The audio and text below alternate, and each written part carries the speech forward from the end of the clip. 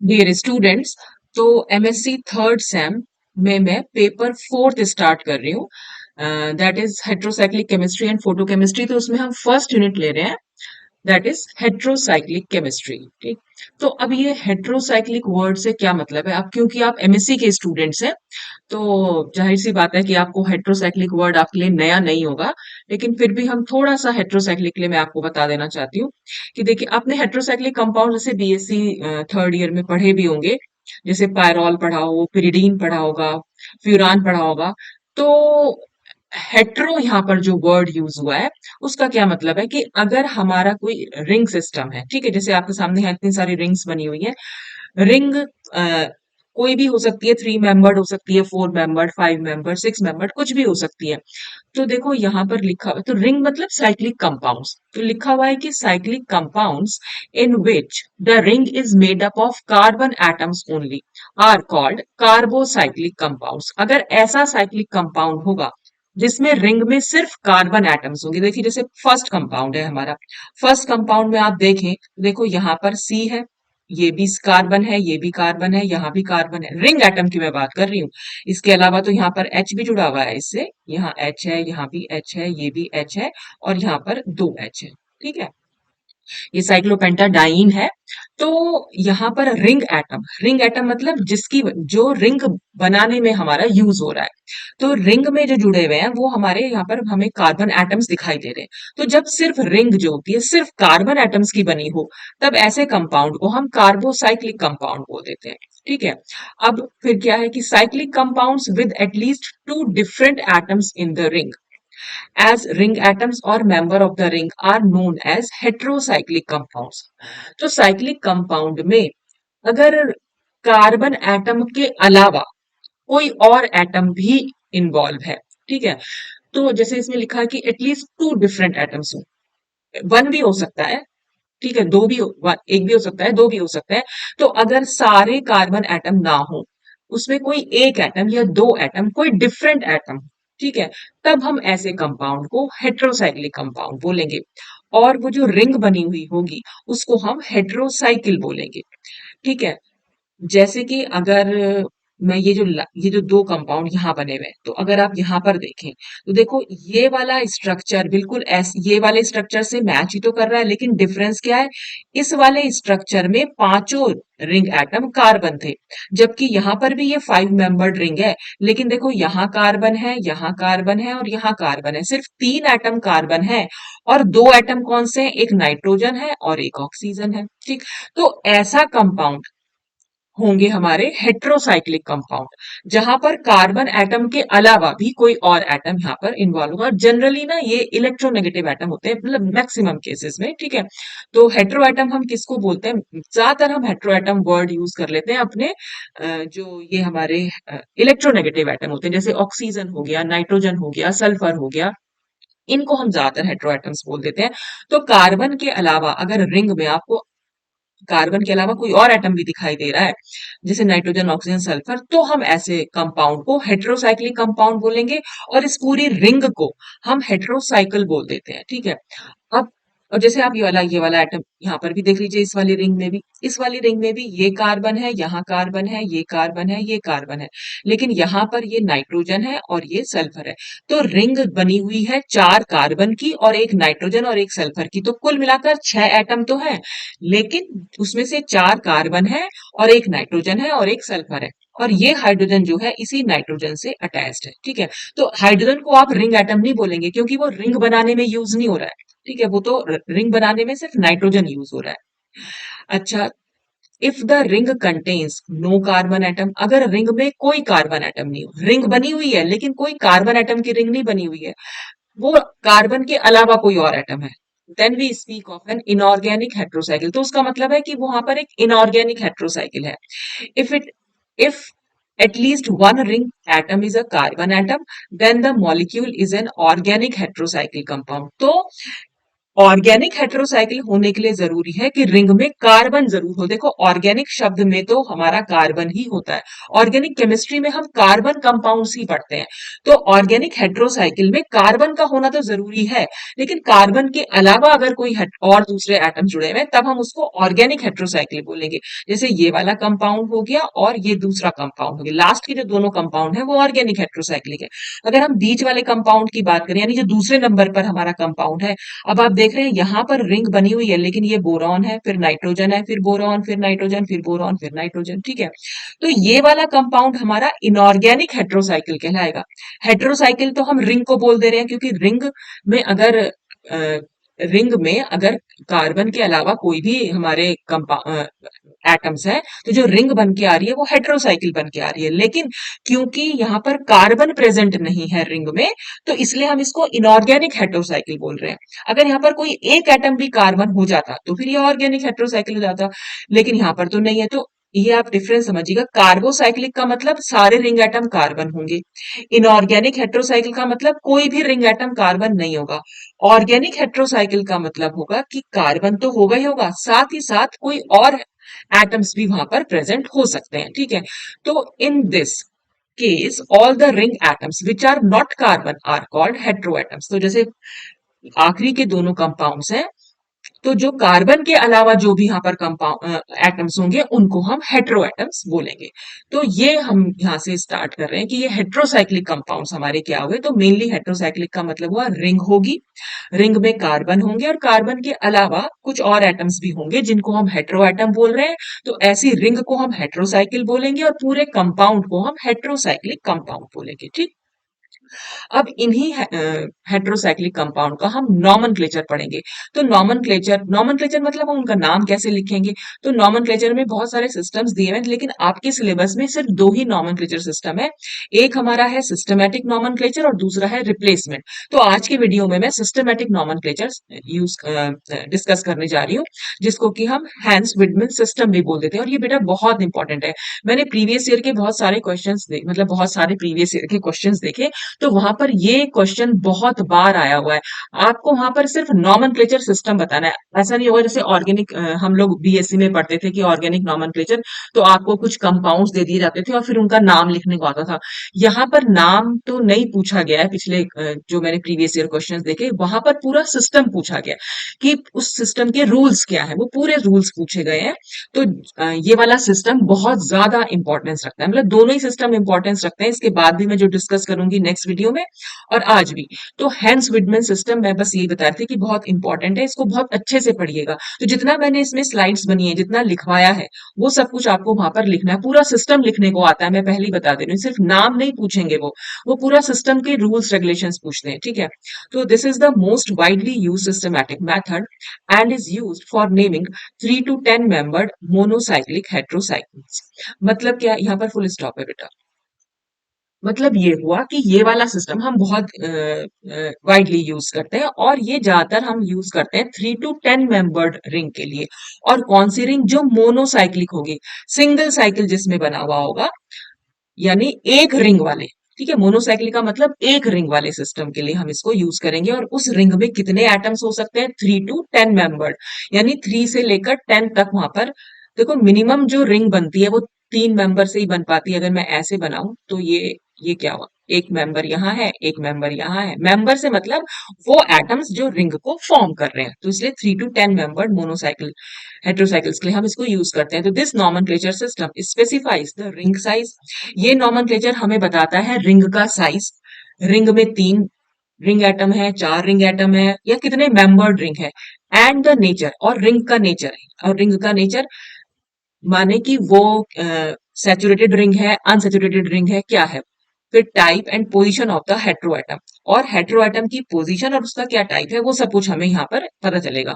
तो the heteromonocycles are named by using the following rules of Hans Widman nomenclature system. तो यहाँ पर हम रूल्स डिस्कस करेंगे और यही रूल्स जो है आपको लिखने को आएंगे। तो फर्स्ट रूल क्या है यहाँ पर, combination of prefixes with stem. यहाँ पर क्या है, देखो हम जो भी हम नाम लिखेंगे बेटा, उसमें क्या होगा, एक तो हमारा प्रीफिक्स होगा, प्रीफिक्स मतलब जो शुरू में लग जाए, और एक हमारा स्टेम होगा, ठीक है। और इन दोनों को मिला के ही हमारे कंपाउंड का नाम बनेगा। ठीक है, एक प्रीफिक्स होगा, दूसरा स्टेम होगा। स्टेम भी फिर डिवाइडेड है, वो मैं आपको आगे बताऊंगी। तो the heteromonocyclic system is named by combining one or more prefixes for the heteroatoms with a system indicating the size of the ring।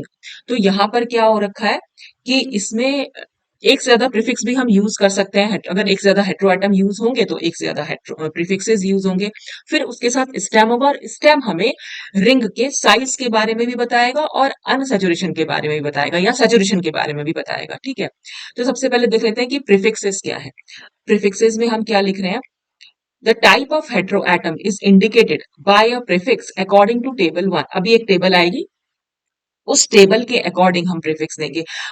ठीक है, the sequence in this table also indicates the preferred order of prefixes, यानी principle of decreasing priority. अब इसका क्या मतलब है, देखो यहां पर पहले मैं आपको टेबल दिखा देती हूँ। ये यहाँ पर हमारी टेबल आ गई है। ठीक, तो टेबल में यहाँ पर हेट्रोएटम लिखे हुए हैं, इसके सिंबल लिखे हुए हैं, साथ में वैलेंस लिखी हुई है, यानी ऑक्सीडेशन स्टेट लिखी हुई है, और फिर हम इसके लिए क्या प्रीफिक्स यूज करेंगे वो लिखा हुआ है।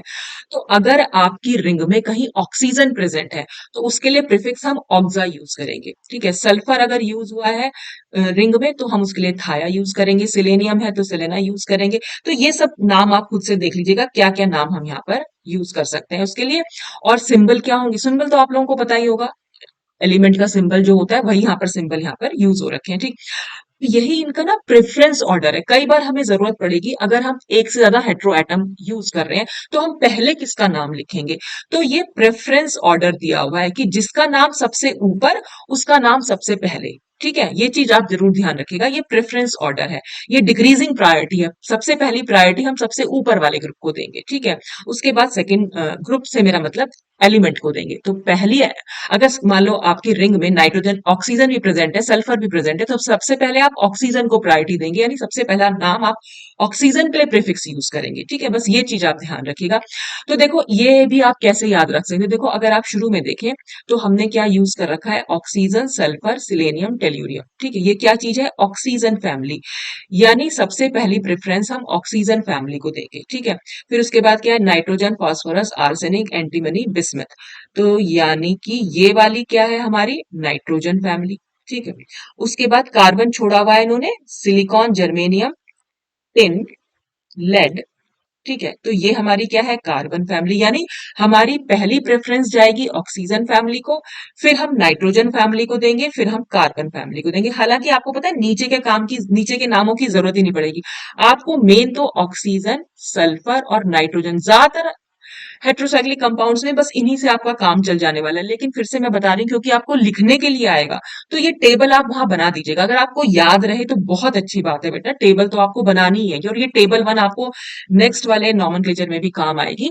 तो ये नाम तो आपको याद भी होंगे वैसे कुछ, और बाकी आप याद कर सकते हैं अगर नहीं है तो। अगर फिर भी ना याद हो पाए तो कम से कम ऑक्सीजन, सल्फर और नाइट्रोजन के लिए तो याद कर लीजिएगा। और इसमें प्रेफरेंस हम सबसे पहले ऑक्सीजन को देंगे, फिर सल्फर को देंगे और फिर नाइट्रोजन को। तो बस आप ये याद कर लीजिएगा कि सबसे पहली प्रेफरेंस हमें ऑक्सीजन फैमिली को देनी है, फिर हमें नाइट्रोजन फैमिली को देनी है, फिर कार्बन फैमिली को देनी है, फिर तो हमें बोरॉन और ये मर्क्यूरी आप याद कर लीजिएगा। लेकिन मतलब इतना सब आता नहीं है बेटा, मतलब कंपाउंड जितने भी मैंने एग्जाम्पल्स लिए हैं उन सब में ये सब नाम है भी नहीं, ज्यादातर ऑक्सीजन, सल्फर और नाइट्रोजन से ही आपका काम चल जाएगा। ठीक, फिर आते हैं स्टेम की बारी। अब हमने प्रीफिक्स तो देख लिया, अब आता है स्टेम। स्टेम हमें क्या, जैसे कि रिंग साइज के बारे में हमें ये सफिक्स हम यूज करते हैं। सफिक्स मतलब जो हम बाद में यूज करेंगे। ठीक है, पूरा जब हम नाम लिखेंगे कंपाउंड का तो जो बाद में चीज यूज होती है उसको हम सफिक्स बोलते हैं, जो शुरू में हम लिख देते हैं उसको हम प्रीफिक्स बोल देते हैं। ठीक है, तो इसको हम स्टेम भी बोलते हैं कि तो प्रीफिक्स और स्टेम से मिलकर पूरा नाम कंपाउंड का बनता है। तो some of the syllables are derived from Latin numerals, namely IR from tri, ET from tetra. मतलब ये सब क्या चीज लिखी हुई है, तो अभी हम इसको देख लेंगे। पहले हम नेक्स्ट लाइन पढ़ लेते हैं। The stems are used to indicate the size of the ring and the saturation and unsaturation in the heteromonocyclic system. तो ये टेबल 2 भी आपके लिए बहुत इंपॉर्टेंस रखती है। अब कैसे रखती है देखो, सबसे पहले है रिंग साइज। रिंग साइज में अगर आपकी 3 मेंबर्ड रिंग है उसके लिए हम सफिक्स यूज करेंगे IR। अब ये IR कहां से आया, तो डिराइव्ड फ्रॉम भी मैंने लिखा हुआ है। देखो ये आया है TR। एक बार मैं पेन जरा चेंज कर लेती हूँ बेटा, ये थोड़ा सा लाइट शेड बैठ रहा है। देखो, अरे भैया कहाँ चला गया। हम्म, देखो IR कैसे आया होगा, ये हम थ्री मेंबर्ड के लिए नॉर्मली क्या लिखते हैं, ऑर्गेनिक केमिस्ट्री में ट्राई लिखते हैं, केमिस्ट्री में ही हम ट्राई लिखते हैं। तो ट्राई में जो आर आई है बस इसको उल्टा करके आई आर लिख दिया गया है। तो थ्री मेंबर्ड रिंग के लिए आप दिमाग में लाइए ट्राई, और ट्राई में आर आई को उल्टा कर दीजिए, आई आर बन जाएगा। फोर मेंबर्ड के लिए हम टेट्रा लिखते हैं नॉर्मली, तो उसमें से ईटी को उठा लिया गया है, तो यहाँ पर ईटी लिख दिया। फाइव और सिक्स मेंबर्ड आपको ध्यान रखना पड़ेगा, ओल और इन, ठीक है। फिर सेवन मेंबर्ड के लिए हम हेप्टा वर्ड यूज करते हैं, तो ईपी उठा लिया यहां से, मैंने रेड से इसलिए अलग से लिखा हुआ है कि वो नाम कहां से उठाया गया, ऑक्टा से ओसी उठाया गया है। नाइन मेंबर के लिए हम नोना लिखते हैं, तो ओएन उठाया है। टेन मेंबर के लिए डीका लिखते हैं, तो ईसी उठाया है, ठीक है। तो वो मैंने यहाँ पर लिख दिया कि कहां से उनको डिराइव किया गया, तो ये ऊपर यही लिखा हुआ था कि ये लैटिन न्यूमरल से हमने इनको डिराइव किया है। तो सफिक्स आपको याद हो जाएंगे, क्योंकि आपको ये सब टाइप, टेट्रा, हेप्टा, ऑक्टा तो याद ही है। बस फाइव और सिक्स मेंबर के लिए जैसे हम पेंटा और हेक्सा यूज करते थे, तो यहां पर हमने वहां से नहीं उठाया है कुछ भी, तो ओल और इन आपको ध्यान रखना पड़ेगा। फिर अगर आपकी रिंग सैचुरेटेड है, सैचुरेटेड रिंग का क्या मतलब होता है, अगर आपके पास कोई ऐसी रिंग है जिसमें कहीं कोई डबल या ट्रिपल बॉन्ड है ही नहीं, इस तरह से सारे सिंगल बॉन्ड्स हैं, तो हम उसको सैचुरेशन बोलते हैं। तो सैचुरेशन में आपको क्या ध्यान रखना है कि उस नाम के आगे जो आपने रिंग साइज लिया था, देखो थ्री मेंबर्ड रिंग है, थ्री मेंबर्ड रिंग के लिए हम आई आर यूज करते हैं। तो सैचुरेटेड अगर वो रिंग है, थ्री मेंबर्ड रिंग है, तो उसमें सिर्फ आपको एन लगा देना है, ठीक है। फोर मेंबर्ड के लिए हम रिंग साइज ईटी यूज करेंगे, तो एन लगाना है। आप देख रहे हैं सभी में आपको सिर्फ एन लगाना है, ठीक। तो एन हम सैचुरेशन के लिए यूज करेंगे वर्ड, ठीक है। और साथ ही साथ यहाँ पर नाइट्रोजन के लिए भी पढ़ लीजिए। अगर नाइट्रोजन प्रेजेंट है आपकी रिंग में, अगर वो थ्री मेंबर्ड है, फोर मेंबर्ड है और फाइव मेंबर्ड है, तब आपको इडीन लगाना है, I D I N E. I R में इडीन लगाना है, ईटी में इडीन लगाना है, ओल में इडीन। सिर्फ नाइट्रोजन के लिए याद रखेगा, थ्री फोर और फाइव मेंबर्ड हो, सिक्स सेवन एट हो तो फिर यही चलेगा, जो हमारा ए नहीं चलेगा, फिर कोई कुछ और चेंज नहीं होगा, लेकिन सिर्फ थ्री फोर और फाइव मेंबर्ड में सैचुरेशन में चेंज है नाइट्रोजन के लिए। अब हम आते हैं अनसैचुरेशन। अनसैचुरेशन का क्या मतलब है, अनसैचुरेशन का मतलब होता है अगर यहाँ पर मैं डबल बॉन्ड कर दूं, ठीक है। तो कोई भी रिंग एटम मैंने लिया, कोई भी रिंग बनाई और उसमें अगर डबल बॉन्ड आपको दिखाई दे रहा है या ट्रिपल बॉन्ड आपको दिखाई दे रहा है, तो वो हमारा अनसैचुरेशन हो जाएगा। अनसैचुरेशन में हम क्या यूज करेंगे, अगर थ्री मेंबर्ड है तो हम ई एन ई लगाएंगे। फोर फाइव और सिक्स मेंबर्ड अगर है तो हम सिर्फ ई लगाएंगे।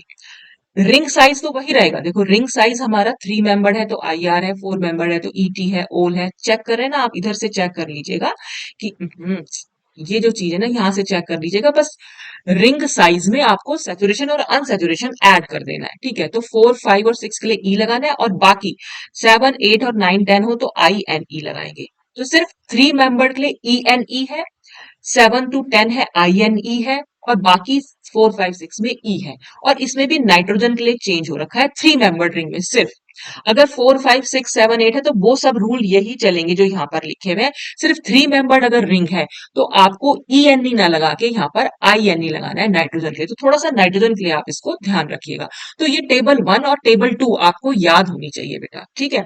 तो टेबल वन में जैसा मैंने आपको बताया ऑक्सीजन, सल्फर और नाइट्रोजन तो स्पेशली आपको याद होना चाहिए, बाकी सब भी आप याद कर सकते हैं। तो ऑर्डर वही रहेगा, पहले ऑक्सीजन फैमिली, फिर नाइट्रोजन और फिर कार्बन फैमिली। और यहाँ पर आपको थोड़ा सा डाइट्राइट, वो जो टेट्रा वगैरह हम यूज कर रहे हैं, तो वो हमने यहाँ कहाँ से डिराइव किया है बस वहां से आप चेक कर लीजिएगा।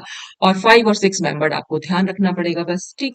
तो अब यही चीज जो मैंने आपको भी समझाई है वही चीज यहाँ पर लिखी हुई भी है, कि अगर हम यहाँ पर जो अपना कंपाउंड है उसमें यूज कर रहे हैं कि नॉन क्यूमुलेटिव डबल बॉन्ड्स। देखो नॉन क्यूमुलेटिव डबल बॉन्ड से क्या मतलब है, क्यूमुलेटिव का क्या मतलब होता है, अगर मान लीजिए हमारे पास ये कार्बन है, यहाँ भी डबल बॉन्ड हो, यहाँ भी डबल बॉन्ड, तो ये हो जाता है क्यूमुलेटिव डबल बॉन्ड, ठीक है।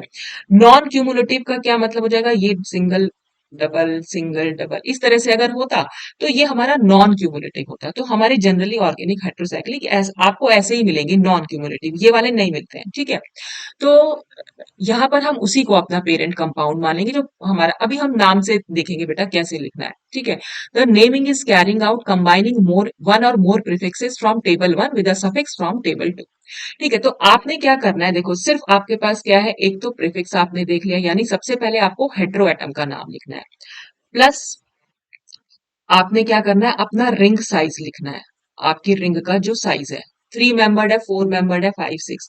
फिर आपको सैचुरेशन या अनसैचुरेशन लिखना है, ठीक है। और इसी को कंबाइन करके हम स्टेम बोल देते हैं, ठीक है। तो प्रीफिक्स और स्टेम से मिलकर हमारे कंपाउंड का नाम बनता है, और ये सब कुछ फर्स्ट सेकंड थर्ड पॉइंट में आपसे पहले, अच्छा हाँ एक चीज और रह गई है। If two vowels succeed one another the letter a is omitted from the prefix। जैसे कि अभी नाम आएंगे, जैसे ये एजरीन नाम ले रखा है सपोज, तो एजरीन कैसे बना होगा, एजा, ठीक है, प्लस आई आर, ठीक, और plus I N E. I N E unsaturation के लिए हमने यूज कर लिया है, ठीक है। और हमारा जो आई आर है वो हमारी थ्री मेंबर्ड रिंग हो गई, एजा मतलब नाइट्रोजन हो गया। तो आप देख रहे हैं ये क्या बात बोल रहा है, ये कह रहा है अगर दो वाउल्स, वाउल्स क्या होते हैं, आपने छोटी क्लासेस में पढ़ा होगा, ए ई आई ओ यू, ये पांच लेटर होते हैं, वाउल्स होते हैं। तो अगर ये दोनों एक साथ आ जाएं तो हमें प्रीफिक्स में से अपना ए जो है लास्ट का लेटर हमें हटाना पड़ेगा। कैसे, देखो यहां पर आप देख रहे हैं ये आई है, और यहां देख रहे हैं यहाँ ए है, यानी इसके लास्ट में भी वाउल है और इसके स्टार्टिंग में वाउल है। तो हम क्या करेंगे, इस ए को स्किप कर देंगे, स्किप माने इसको नहीं लिखेंगे। तो जब हम नाम लिखेंगे कंपाउंड का, A Z I R I N E, तो एजरीन नाम हो जाएगा, एजारीन नहीं होगा, एजरीन नाम होगा।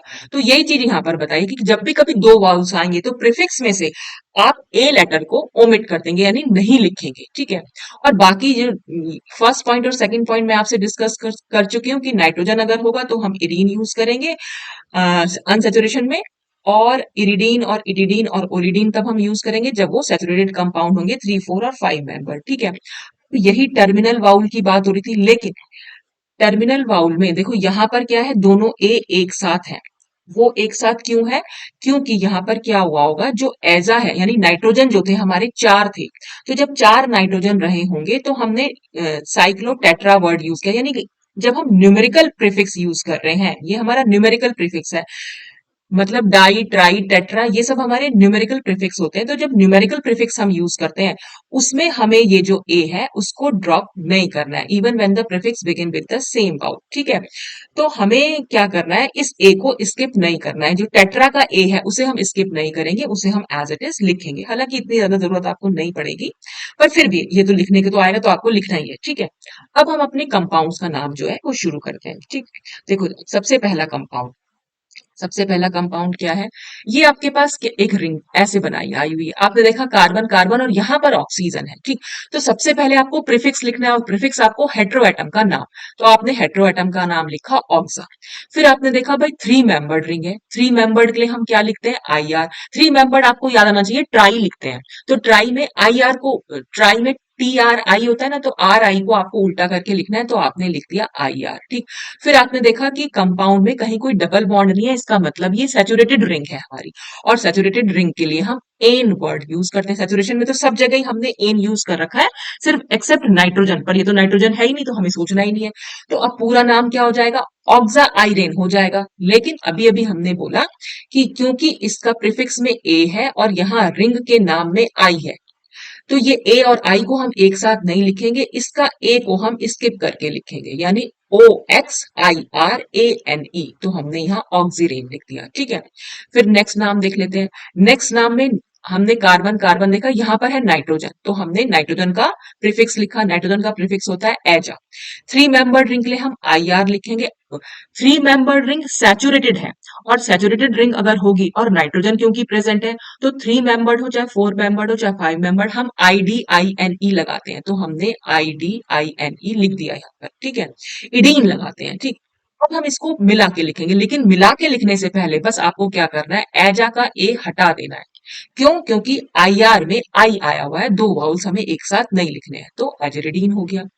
फिर नेक्स्ट हम गए, नेक्स्ट में भी हमने एजा ही लिखा, थ्री मेंबर्ड है आई आर लिखा, लेकिन ये थ्री मेंबर्ड जो है वो अनसैचुरेटेड रिंग है, और अगर अनसैचुरेटेड रिंग है और नाइट्रोजन प्रेजेंट है, तो नाइट्रोजन अगर प्रेजेंट होगा तो हम उसके लिए आई एन ई लगाते हैं, वही हमने यहाँ लगाया, और बस हमें इकट्ठा करके लिख देना। लेकिन बस इस ए को हमें स्किप करना है, क्योंकि थ्री मेंबर रिंग के लिए हमने जब आई लिखा दो वाउल्स लिखे, दो वाउल्स एक साथ नहीं लिखने, तो एजरीन नाम हो गया।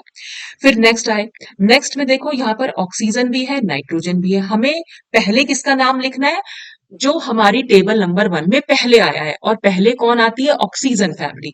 तो ऑक्सीजन का नाम हमने ऑक्सा लिखा, फिर हम नाइट्रोजन का नाम लिखेंगे। एजा लिखा, 3 मेंबर्ड रिंग है, आईआर लिखा। अब देखो, 3 मेंबर्ड रिंग हमारी सैचुरेटेड रिंग है, और सैचुरेटेड में क्योंकि नाइट्रोजन प्रेजेंट है तो हम इडीन लिखेंगे। ठीक है, और ये सब आप पहले से देख लीजिएगा। आपको अगर वो टेबल याद होगी ना, फिर आपको लिखने में इजी रहेगा। तो बार बार आप टेबल अपने सामने बना के बेटा फिर ये यहाँ पर वीडियो देख लीजिएगा। ठीक, अब हमें इसको प्लस करके लिखना है। तो देखो, यहाँ पे हम ऑक्सा और एजा दोनों बार, ये भी ए है और ये भी ए है, ये दो बाउल्स हो गए। तो दो बाउल्स हुए तो हम इस ए को नहीं लिखेंगे। ठीक, फिर ये क्योंकि ये दोनों प्रीफिक्स हैं, ऑक्सा भी और एजा भी हमारे दोनों प्रीफिक्स हैं, तो प्रीफिक्स के नाम से अगर हमें ए हटाना पड़ेगा, अगर सफिक्स के नाम में हमारे पास कोई बाउल है। तो यहाँ पर भी आप देखेंगे, यहाँ पर आई से शुरू हो रहा है, तो फिर हम इस ए को भी स्किप करेंगे। अब हम इसका नाम लिखेंगे। तो ये ऑक्स हो गया, फिर एजेड हो गया, और फिर हम इरिडीन लिखेंगे। तो ऑक्सा जिरिडीन हो गया इसका नाम। ठीक, फिर नेक्स्ट कंपाउंड आता है। नेक्स्ट कंपाउंड में एक हमारा नाइट्रोजन प्रेजेंट है, तो हमने एजा लिखा, क्योंकि ये 4 मेंबर्ड है। 4 मेंबर्ड के लिए नॉर्मली हम टेट्रा लिखते हैं, तो टेट्रा से हमने ईटी उठा लिया, तो हमने यहाँ ईटी लिखा। अब 4 मेंबर्ड रिंग नाइट्रोजन है, और नाइट्रोजन सैचुरेटेड है। मतलब नाइट्रोजन की रिंग ये सैचुरेटेड है, और सैचुरेटेड नाइट्रोजन अगर है तो हम उसके लिए इडीन लिखते हैं, तो हमने इडीन लिखा। और क्योंकि यहाँ पर ई से शुरू हो रहा है हमारा नाम, यानी ये वाउल है, तो हम इस ए को स्किप करेंगे, फिर हम इसका नाम कंबाइन करके लिख देंगे। फिर नेक्स्ट आ जाइए, यहाँ पर क्या है? यहाँ पर भी आपने ये नाइट्रोजन लिखा, एजा। 4 मेंबर्ड रिंग के लिए हम ईटी लिखेंगे, और 4 मेंबर्ड अनसैचुरेटेड रिंग है। और अनसैचुरेटेड में हमें नाइट्रोजन का कब ध्यान रखना है? सिर्फ 3 मेंबर्ड के लिए। 4 मेंबर्ड हो, उसके आगे कुछ भी हो, उसमें तो हमें वैसे चलना है जैसे हम नॉर्मली चलते हैं। तो 4 मेंबर्ड रिंग के लिए हम सिर्फ ई लगाते हैं, तो हमने यहाँ पर सिर्फ ई लगा दिया। और फिर से हम इस नाम को हटा देंगे क्योंकि स्टार्टिंग में ई है, तो ए जेड ई डी ई नाम इसका एजीट हो जाएगा। फिर नेक्स्ट आ जाइए, यहाँ पर सल्फर। सल्फर के लिए हम थाया यूज करते हैं। 4 मेंबर के लिए हम ईटी यूज करेंगे, सैचुरेटेड है इसलिए हमने एन यूज किया, और इस ए को स्किप कर दिया, तो हमारा नाम थाइटेन बन के आ गया। फिर पी फॉस्फोरस, तो फॉस्फा लिखेंगे। 5 मेंबर रिंग के लिए हम ओल लिखेंगे, और क्योंकि अनसैचुरेशन है, अनसैचुरेशन के लिए हमें सिर्फ ई लगाना होता है, और फिर से हम इस ई को स्किप करेंगे क्योंकि यहाँ पर ओ आया है। ठीक है, तो इसलिए फॉस्फोल नाम हो गया। नेक्स्ट है ऑक्सोलेन। नाम कैसे आया इसका?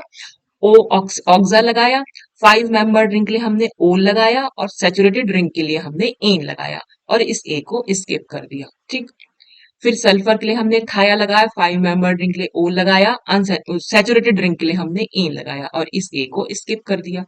फिर सल्फर आ गया, थाया लगाया। अब देखो कितने मेंबर रिंग हो गई? ये 1, ये 2, ये 3, 4, 5, 6, 7। 7 मेंबर रिंग के लिए हम हेप्टा लिखते हैं ना, तो उसमें से सिर्फ हमने ईपी लिखा, और क्योंकि सिंगल बॉन्डेड है यानी सैचुरेटेड है तो हमने एन लिखा, और फिर से हमने इस ए को स्किप कर दिया क्योंकि स्टार्टिंग में यहाँ पर ई लिखा हुआ है, तो ए ई आई ओ यू नहीं होना चाहिए। अगर वो होगा तो हमें इस ए को स्किप करना है, तो हमारा नाम आ गया। ठीक, फिर यहाँ आ जाइए, यहाँ पर नाइट्रोजन है, एजा लिख दिया हमने, ये एजा लिखा।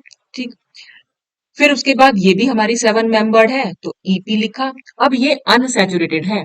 ठीक है, अनसैचुरेटेड में 7 मेंबर्ड रिंग होगी तो हम इन लिखेंगे, आई एन ई मतलब। ठीक है, आइन समझ लीजिए, आपको इन तो ई एन ई हो जाएगा, ये आई एन ई हो गया। ठीक, और बस इस ए को हम स्किप कर देंगे। ठीक, फिर ऑक्सा लिखा, फिर ईपी लिखा, फिर आइन लिखा, और इस ए को स्किप कर दिया। नाइट्रोजन, फिर से एजा लिखा हमने। अब ये 8 मेंबर्ड रिंग है, ऑक्टा। ऑक्टा लिखते हैं तो ओसी उठाया, बस वहां से ओसी उठाया, और अनसैचुरेशन के लिए हम आई एन ई लिखेंगे, और बस फिर से इस ए को स्किप करेंगे, आपके नाम आ जाएंगे। तो बहुत इजी है इसका नाम, बहुत मुश्किल नहीं है ये नाम। तो आपको अगर टेबल याद होगी ना बेटा, फिर आपको ये नाम याद रखने में कोई प्रॉब्लम नहीं होगी। तो मैं फिर से बता रही हूँ, ये वाली स्लाइड देखने से पहले अपने नाम जो है ना वो टेब अपने हाथ में रख लीजिएगा, पेपर पे लिख के, तब आप इजीली इसको मैच कर पाएंगे। और अगर याद करके लिखेंगे तो बहुत ही अच्छा है। ठीक, नेक्स्ट हमारा रूल क्या कहता है? ये तो हमारा फर्स्ट रूल था कि हमने नाम कैसे लिखना है, प्रीफिक्स, और प्रीफिक्स के साथ स्टेप, यानी प्रीफिक्स में हेट्रोएटम का नाम plus ring size plus unsaturation या सैचुरेशन। फिर हम देख रहे हैं प्रेजेंस ऑफ आइडेंटिकल हेट्रोएटम। तो अगर हम एक जैसे हेट्रोएटम प्रेजेंट होंगे तब हम क्या करेंगे? तो उनके नाम के पहले हम di tri tetra word use करेंगे। ठीक, जैसे कि हमने यहाँ देखा, यहाँ पर ये भी ऑक्सीजन है, ये भी ऑक्सीजन, तो यानी डाई ऑक्सा हो गया। तो हमने इसका नाम डाई, फिर हमने लिखा ऑक्सा। ठीक है।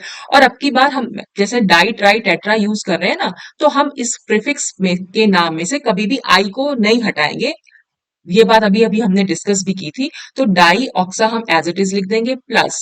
ठीक। क्योंकि ये 5 मेंबर्ड रिंग है, 5 मेंबर्ड रिंग के लिए हम ओल लिख रहे थे। ठीक है।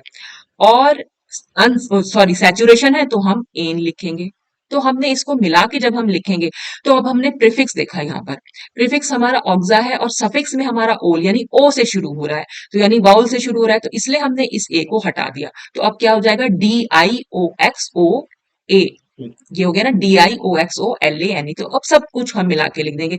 नंबरिंग कैसे करनी है वो हम अभी स्टार्टिंग मतलब बाद में देखेंगे, तो अभी आप इसको भूल जाएगा। 1 3 आप चाहे ना भी लिखें, डाईऑक्सोलेन लिख के भी छोड़ सकते हैं आप इसको। लेकिन नाम, क्योंकि जब आप पूरा पढ़ लेंगे तो आपको नंबरिंग भी करनी आ जाएगी, तो अभी मैं नंबरिंग अभी नेक्स्ट स्लाइड में बताऊंगी। फिलहाल आप देख लीजिए, डाईऑक्सोलेन नाम होगा इसका। अब यहाँ पर आप देखेंगे, यहाँ पर भी नाइट्रोजन है रिंग में, ये भी नाइट्रोजन, ये भी, यानी कि यहाँ पर 3 नाइट्रोजन है। तो हमने इसका नाम लिखेंगे ट्राई और एजा। ठीक है। एजा हो गया प्लस, क्योंकि 5 मेंबर्ड रिंग है तो हमने ओ लिखा, और प्लस अनसेचुरेशन के लिए हम ई लिखेंगे। और फिर से हम देखेंगे, क्योंकि रिंग साइज में ओ आया है इसलिए एजा में से ए हमें हटाना पड़ेगा। तो नाम हो जाएगा TRI, ट्राई एजोल। तो हमारा ये ट्राई एजोल हो गया। फिर से हमारे पास 3 नाइट्रोजन है, तो ट्राई एजा तो रहेगा ही रहेगा। 6 मेंबर्ड रिंग के लिए हम IN लिखते हैं, और 6 मेंबर्ड रिंग के लिए अगर हमारे पास अनसैचुरेशन है तो हम उसके लिए ई लिखते हैं। तो और एजा और प्लस IN प्लस ई।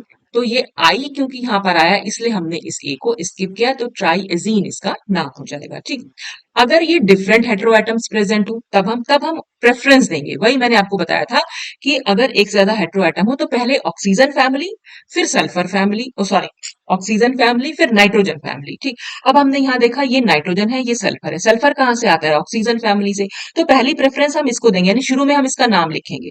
यानी हमने थाया लिखा, फिर नाइट्रोजन का नाम लिखा एजा। 5 मेंबर्ड रिंग है, हमने उसके लिए ओ लिखा। अनसेचुरेशन है तो हमने ई लिखा। 5 मेंबर्ड रिंग में हमें अनसेचुरेशन में सोचना ही नहीं है। अनसेचुरेशन में हमें सिर्फ 3 मेंबर्ड रिंग में अगर नाइट्रोजन प्रेजेंट है तब हमें सोचना है, वरना हमें वैसा ही लिखना है जैसा बाकी सारे एटम्स के लिए हम लिखते हैं। बस इसको कंबाइन करके लिखेंगे। तो अब देखो, थाया और एजा, यहाँ पर भी ए है, ए से स्टार्ट हो रहा है, तो इसलिए हमने इस ए को स्किप कर दिया। ठीक है।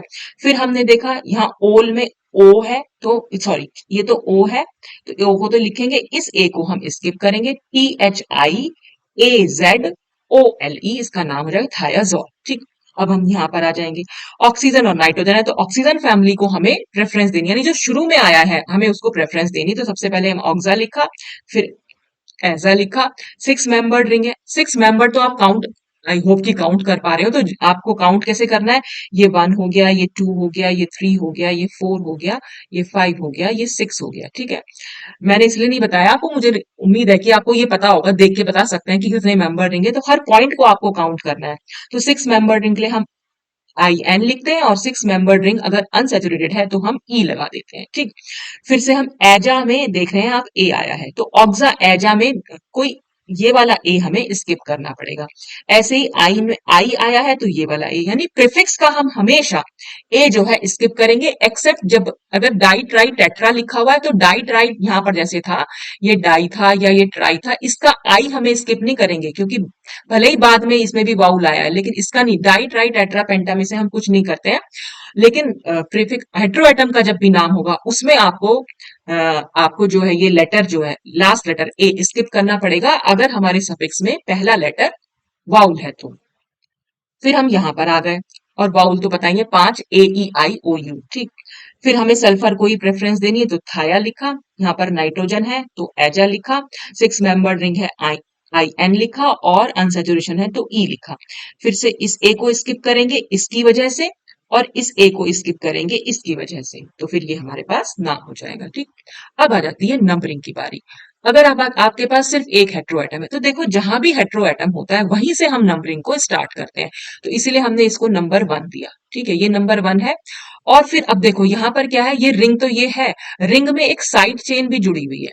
तो हम क्या करते हैं, इस तरह से नंबरिंग करते हैं कि साइड चेन को हम कम नंबर दें। ये तो हम अपनी ऑर्गेनिक केमिस्ट्री में भी पढ़ते थे कि साइड चेन जब भी होती है तो उसको कम नंबर दिया जाता है। तो हम 1 2 3 और ये लिखा हुआ है 4, फिर ये 5 6 7 दे रहे हैं। हम अगर ऐसे देते कि यहाँ पर 2 लिखते, इसको 3 लिखते, ये 4 लिखते, ये 5 और ये 6, तो हमारी जो साइड चेन आती वो 6 नंबर पे आती। तो हम ये 6 ये वाले नहीं देंगे नंबरिंग, ठीक है। तो जो इसमें लिखी है वही नंबरिंग हम इसमें दे रहे हैं, ठीक। और फिर इसका नाम क्या रहेगा कि 3 पर सबसे पहले हम साइड चेन का नाम देते हैं। तो 3 नंबर पर ये कार्बन एटम हमारा 3 था, तो 3 कार्बन एटम पर क्योंकि हमारा मिथाइल ग्रुप जुड़ा हुआ है तो हमने 3 के बाद हाइफन लगाया, मिथाइल, ठीक। अब हम अपने हेट्रो एटम जो हेट्रोसाइकिल है उसका नाम देंगे। ऑक्सीजन है तो ऑक्सीजन के लिए हमने ऑक्सा लिखा। और कितने मेंबर रिंग थी ये, 7 मेंबर रिंग थी, ठीक है। 7 मेंबर के लिए हम हेप्टा वर्ड यूज करते हैं तो हम वहां से ईपी लिखेंगे, ठीक। और ईपी में फिर हम क्योंकि 7 मेंबर्ड रिंग है और 7 मेंबर्ड रिंग के लिए हमने ईपी तो लिखा, और अनसेचुरेशन है तो अनसेचुरेशन के लिए हम आई एन ई लगा देते हैं, ठीक है। तो हमने यहाँ पर आई एन ई लगा दिया। और फिर नाम में लिखते हुए क्या करेंगे, क्योंकि यहाँ पर ई आया है, ये बाउल है इसलिए हम इस ए को स्किप कर रहे हैं। तो 3 मिथाइल ऑक्सीपाइन इसका नाम हो जाएगा, ठीक है। तो हमने इस तरह से इसको लिख लिया। अब यहाँ पर आ जाओ, यहाँ पर क्योंकि नाइट्रोजन ही प्रेजेंट है तो आप कहीं से भी नंबरिंग कर लो इसकी, लेकिन नाइट्रोजन को आपको सिर्फ 1 नंबर, हमेशा उस हेट्रो एटम को हमें 1 नंबर देना होता है, वहीं से हम स्टार्ट करते हैं पोजीशन 1, ठीक है। एजा लिखेंगे, ठीक। क्योंकि 8 दिख रहे हैं, नंबर 8 आ गए ना, तो ऑक्टा रिंग है तो ऑक्टा का हमने ओसी उठाया। और अनसेचुरेशन के लिए हम आई एन ई लिखेंगे। तो बस ये ए को हम स्किप कर देंगे, एजोसीन इसका नाम हो जाएगा, ठीक। अगर ये तो थे हमारे एक ही हेट्रोएटम, लेकिन अगर एक से ज्यादा आइडेंटिकल हेट्रोएटम, एक जैसे हेट्रोएटम हो तो, ठीक है, तब हम क्या करेंगे। तो देखो जैसे कि यहां पर आया है, तब हम क्या करते हैं कि हमने when two or more identical heteroatoms are present in a ring, the ring is numbered in such a way that the heteroatoms are assigned the lowest possible set of number locants. हम इस तरह से numbering करेंगे कि भाई देखो number 1 तो हमें इसे देना ही है, यहां से शुरू कर ले रहे हैं अगर हम, जो भी नाइट्रोजन है उसे हमें सबसे कम नंबर देना, तो दूसरे नाइट्रोजन को भी हमें, यहाँ पर 2 नाइट्रोजन प्रेजेंट है, एक को तो हमें नंबर 1 देना ही देना है, दूसरे नाइट्रोजन को भी हमें कम नंबर ही देना है। देखो यहाँ पर दोनों कंपाउंड हमारे सेम है, ये वाला भी और ये भी। हमने दो तरह से नंबरिंग कर रखी है, एक तो नंबर 1, फिर ये नंबर 2, ये नंबर 3, नंबर 4, नंबर 5।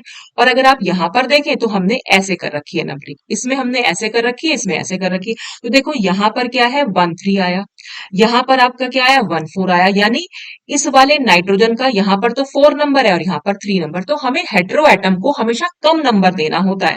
तो 3 नंबर हमारा सही है, 4 नंबर ज्यादा हो गया तो इसलिए हम इसको इनकरेक्ट लिख रहे हैं। तो ये हमारी करेक्ट नंबरिंग हो जाएगी, ठीक है। तो अगर सिमिलर आइडेंटिकल हेट्रो एटम है तो आपने हेट्रो एटम को कम से कम नंबर देना है, ठीक। जैसे कि यहाँ पर देख लीजिए, यहाँ पर इसको हमने नंबरिंग कैसे शुरू करी है, ऐसे। और यहाँ पर हमने क्या कर रखा है, ये हमारी नंबरिंग ऐसे शुरू हो रखी है, यहाँ पर इस तरह से दे रहे हैं हम। आप किसी भी तरह से किसी भी नाइट्रोजन को नंबर 1 नंबर 2 करके देख सकते हैं, आपको जो लोएस्ट पॉसिबल नंबर दिखाई देंगे बस आपको वो देना है वहां पर, ठीक है। जैसे यहाँ पर अगर हम नंबरिंग दे रहे हैं तो ये 1, ये 2, ये 4, तो यहाँ पर 1 2 4 आ रहा है, ठीक। और जबकि यहाँ पर हम किसको दे रहे हैं कि यहाँ पर इसको 1 दे रहे हैं, ये 2, ये 3, ये 4। तो देखो यहाँ पर आपने क्या करना है, 1 के बाद 1 तो दोनों में कॉमन है, यहाँ भी कॉमन है 1 स्टार्टिंग में, यहाँ भी कॉमन है। दूसरा नंबर देखो, यहाँ पर ये 2 है और यहाँ पर ये 3 हो गया, ज्यादा हो गया ना ये, तो इसको हमें नहीं देना। फिर हमें इसी को नंबरिंग, ये हमारी करेक्ट रहेगी क्योंकि हमने इसको 2 नंबर दिया। कम नंबर जो है हमें हमेशा देना होता है। ये हम अपनी ऑर्गेनिक केमिस्ट्री में भी एक लोएस्ट सम रूल पढ़ते थे, वो भी तो यही था। इसको अगर आप 1 + 2 + 4 कर दो तो 4 और 2 6 + 7 हो जाएगा। इसका अगर हम सम कर दें 1 2 4 का तो 7 आ जाएगा। यहाँ पर अगर हम 1 3 4 का 7 करें तो 4 और 3 7 हो गए, +1 8। इसका अगर हम सम करेंगे तो 8 आ जाएगा। तो लोएस्ट सम भी आप लगाकर देख सकते हैं। तो इसको हमारा तीनों नंबर को सम करके हमारा 7 आया, तीनों नंबर को सम करके 8 आया। तो ये 8 वाला हमारा गलत है, लोएस्ट सम आना चाहिए। तो इस तरह से भी आप समझ सकते हैं इसको, ठीक है। अच्छा, ये तो हुई आइडेंटिकल हेटेरोएटम्स की बात। अगर हमारे पास डिफरेंट हेटेरोएटम्स हो तब हम क्या करेंगे? तो डिफरेंट हेटेरोएटम्स जब भी हमारे पास होंगे तो फिर से हम प्रेफरेंस ऑर्डर देखेंगे अपना टेबल नंबर 1 के अकॉर्डिंग। सबसे पहली प्रेफरेंस ऑक्सीजन फैमिली को, फिर हम नाइट्रोजन फैमिली को, उसके बाद हमारी कार्बन फैमिली आएगी। तो अब क्योंकि हमारे पास तो जनरली ऑक्सीजन सल्फर नाइट्रोजन ही होते हैं, तो पहली प्रेफरेंस हम ऑक्सीजन को देंगे, दूसरी प्रेफरेंस सल्फर को, फिर हम नाइट्रोजन को देंगे। जैसे फर्स्ट कंपाउंड है हमारा, सल्फर भी है नाइट्रोजन भी है। अब क्योंकि सल्फर को हमें प्रेफरेंस देनी, तो सल्फर को हम नंबर 1 देंगे।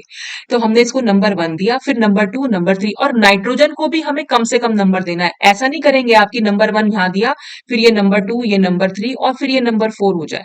ये नहीं करना है। इससे क्या होगा? ऐसी नंबरिंग करने से नाइट्रोजन को 4 नंबर मिलेगा, जबकि ऐसे नंबर करने से आपको नाइट्रोजन को 3 नंबर। तो हमें तो लोएस्ट नंबर देना है। तो इसलिए हमारा जो है, ये वाली नंबरिंग जो इसमें लिखी हुई है वो सही है। तो 1 3 लिख दिया हमने, तो इसलिए इसीलिए इसका नाम थायाजोल। अब नाम तो आपको लिखना आ ही गया होगा, जो मैंने आपको समझा ही दिया है, ठीक। यहाँ पर आप नंबरिंग देख लीजिए, नंबरिंग यहाँ पर वही है बिल्कुल। इसमें ऑक्सीजन, यहाँ पर सल्फर था, यहाँ पर ऑक्सीजन हो गया, तो हमें नंबर 1 इसी को देना है, ऑक्साजोल हो गया। अब ये वाली रिंग आ जाती है। अब देखो, ऑक्सीजन भी है, सल्फर भी है, तो प्रेफरेंस किसको देंगे? जो सबसे ऊपर आया है। ऑक्सीजन और सल्फर में ऑक्सीजन सबसे पहले आता है, तो इसलिए हमने ऑक्सीजन को नंबर 1 दिया, इसको नंबर 2 दिया, ठीक। तो ये 1 2 हमने लिख दिया। ऑक्सा लिखा, ऑक्सा लिखेंगे, फिर हमने थाया लिखा, थाया के बाद हमने 5 मेंबर के लिए ओ लगाया और फिर हमने एन लगाया।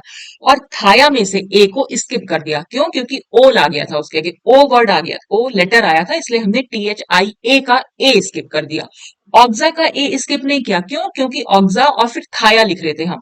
थाया में तो टी लिखा हुआ है, तो ऐसा नहीं है कि हमेशा ही आप इसका ऑक्सा एजा अगर होता, ऑक्सा एजा अगर होगा तब आप इस ए को स्किप करेंगे, लेकिन ऑक्सा के साथ अगर थाया है तो टी तो हमारा वाउल होता है, तो कॉन्सोनेंट होता है, तो टी के लिए हम ए को स्किप नहीं कर रहे हैं, तो इसलिए यहाँ पर ए स्किप नहीं हुआ है, ठीक।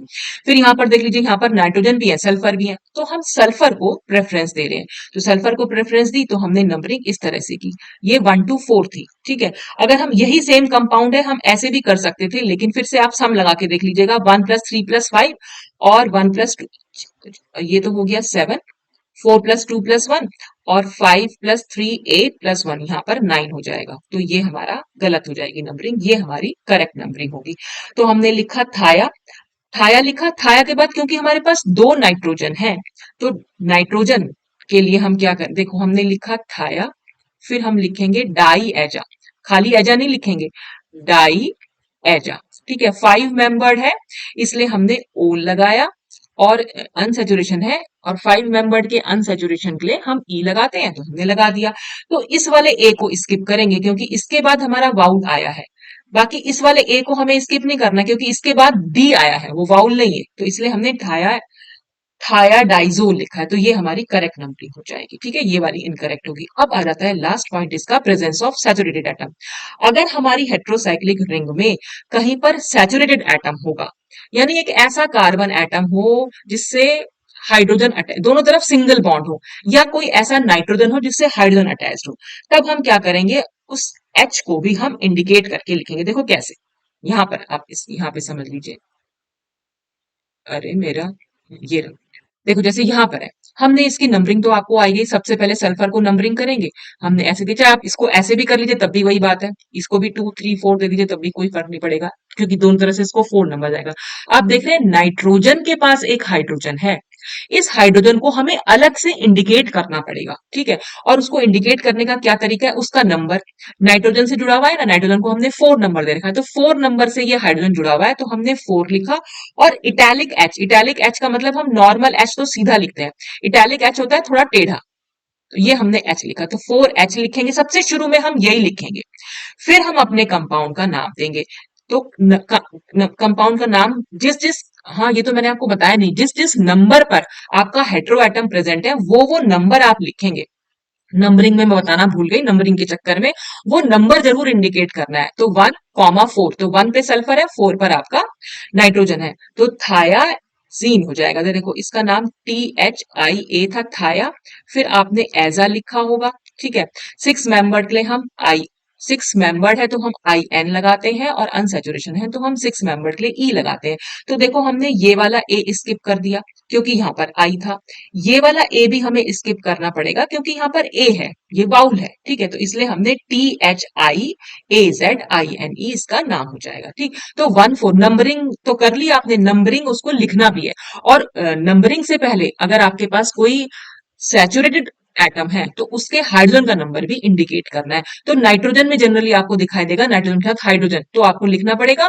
और अगर आपके पास ऐसी रिंग है नाइट्रोजन के साथ हाइड्रोजन नहीं है लेकिन एक कार्बन ऐसे 2 नंबर ऑफ कार्बन पे अगर आप देखें दोनों तरफ सिंगल बॉन्ड है, इसका मतलब इसके पास 2 हाइड्रोजन है, ठीक है। तो जिस एक हाइड्रोजन तो नॉर्मली दिखाते ही है हम, हर जैसे यहाँ पर भी देख लीजिए, यहाँ पर कार्बन तो है ही, एक हाइड्रोजन भी है, यहाँ पर कार्बन तो है, एक हाइड्रोजन भी है। तो नॉर्मली तो कार्बन अगर डबल बॉन्ड से अटैच्ड है, एक तरफ सिंगल बॉन्ड से एक तरफ डबल बॉन्ड से, तो उसके पास एक हाइड्रोजन तो होगी होगी। लेकिन अगर वो दोनों तरफ सिंगल बॉन्ड से अटैच्ड है तो फिर उसके पास 2 हाइड्रोजन है। तो उस हाइड्रोजन को हमें इंडिकेट करना पड़ेगा, उस ये वाली हाइड्रोजन को, या आप कह सकते हैं इस वाली को, किसी को भी कर सकते हैं। तो पहचान क्या हो जाएगी, अगर नाइट्रोजन है तो उसके साथ हाइड्रोजन अटैच होगा, अगर कार्बन है रिंग में तो आपको देखना पड़ेगा कि उसके दोनों तरफ सिंगल बॉन्ड होंगे उस पॉइंट से, मतलब वो जो पॉइंट है उसके दोनों तरफ सिंगल बॉन्ड अगर है तो वहां पर वो सैचुरेटेड कार्बन एटम हमारा कहलाएगा, ठीक। तो यहाँ पर किस नंबर पर है, वो 2 नंबर पर है।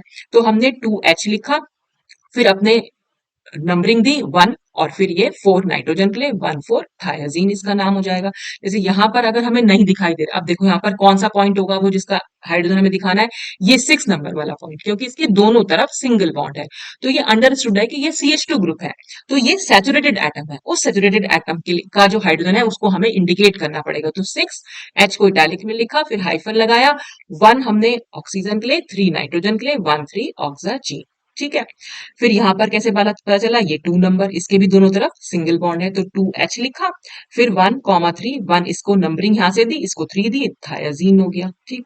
फिर यहाँ पर ये 3 नंबर वाला हाइड्रोजन, तो 3H एजिपाइन। नाम तो अब आपको मालूम पड़ गया होगा कि कैसे हम इसको नाम दे सकते हैं।